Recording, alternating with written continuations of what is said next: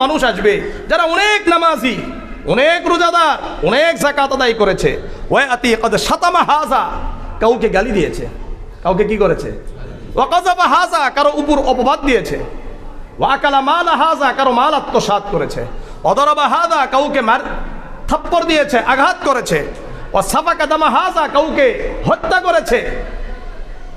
এগুলো কাজ হয় কি হয় না আমাদের মাঝে? ফায়ুতা হাযা মিন হাসানাতিহি ওয়া হাযা মিন হাসানাতিহি। এই আমল নামল যাই যে কি করছে, নামাজ, রোজা, যাকাত, হজ, অনেক ইবাদত করে গেছে না, আবার পাশাপাশি মাশাআল্লাহ মানুষের গীবত করছে, মানুষকে আঘাত করেছে, মানুষের উপর অপবাদ দিয়েছে, গালি দিয়েছে, মানুষকে হত্যা করেছে। এই কাজগুলো করা যাওয়ার কারণে ফায়ুতা হাযা মিন হাসানাতিহি ওয়া হাযা মিন হাসানাতিহি, তার আমল নামা ওই পাওনাদারকে দিয়ে দেওয়া হবে। যাদের গীবত করেছে, যাদের উপর অপবাদ দিয়েছে, কারো মাল আত্মসাৎ করেছে, কাউকে আঘাত করেছে, কাউকে হত্যা করেছে, এগুলো তাদেরকে দিয়ে দেওয়া হবে।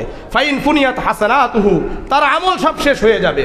তখন কি করা হবে? উখিযাত মিন খাতায়াহুম, পরবর্তীতে ওই পাওনাদারদের গুনাহগুলো নিয়ে ফাতুরিহাত আলাইহি, তার উপর চাপিয়ে দেওয়া হবে। সুম্মা তুরিহা ফিন্নার, অতঃপর তাকে জাহান্নামে উপর করে হিচড়ে টেনে হিচড়ে জাহান্নামে নিক্ষেপ করা হবে। এই জন্য মানুষের ব্যাপারে কথা বলার আগে চিন্তা করতে হবে। আর কথা বলার এত কি দরকার? চুপ থাকেন না। আমি তো বারবার বলি ফালইয়াকুল খায়রান আও লিয়াসমুত, আমি এত কথা বলতে যাই না, চুপচাপ, এত বেশি দরকার নাই তো আমার।